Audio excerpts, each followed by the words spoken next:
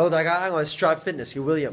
咁今日我就係嚟自我哋個 gym Strive Fitness 去拍呢個 video。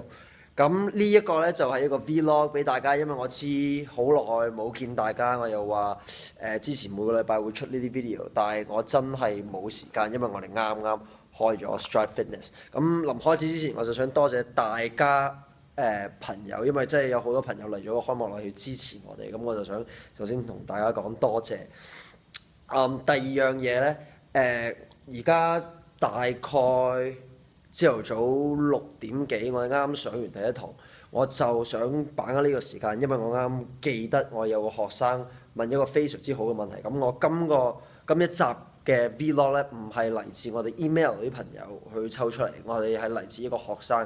去問一條問題，我覺得非常好，所以我就想答咗呢一條問題。咁我就想詳細啲講關於呢一個題目啦。咁呢個題目咧係關於減肥藥。咁呢一個咧係一個新學生喺數碼港附近做嘢嘅。咁佢就問我佢每一日跑2至3個鐘喺個跑步機跑2至3個鐘。如果唔係跑步機，佢就可能喺外面跑啦。佢膝頭哥開始好痛啦，佢嘅腳腕又開始好痛啦。但係佢做咗好耐，佢又咁勤力，點解見唔到效果？同埋應唔應該開始食減肥藥？咁我就聽到呢一個問題咧，我就覺得即係唔需要等，因為呢一個咧可能好多出面嘅朋友都會諗緊應唔應該食減肥藥咧。咁首先我就想同大家講，當然我唔係一個醫生，我就冇呢啲咁嘅知識去話俾你聽，應該食啲咩，唔應該食啲咩。但係我哋喺 Strive Fitness 最多咧係會鼓勵大家可能食啲營養品，即係例如 protein 啊、creatine 啊嗰啲咁嘅嘢，絕對唔會鼓勵大家去食減肥藥。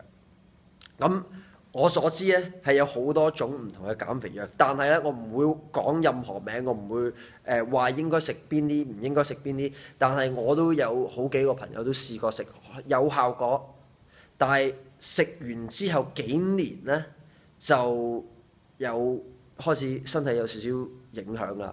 咁我就鼓勵大家去做研究，因為咧擺入口嘅嘢咧，擺入身體嘅嘢咧，我就好鼓勵你唔好就咁信人 ，OK？ 唔好就咁信人，做下啲研究關於呢一樣嘢。我知藥嗰啲名咧通常係好長 ，OK？ 但係你擺得入身體咧，唔該你做下啲研究關於呢一樣嘢，尤其是咧啲藥對個甲狀腺有啲咩影響 ，OK？甲狀腺如果你唔知咧，係英文叫 thyroid。個 thyroid 咧，個甲狀腺咧就係直接控制我哋嘅新陳代謝，同埋呢一種藥咧對荷爾蒙會有啲咩影響咧？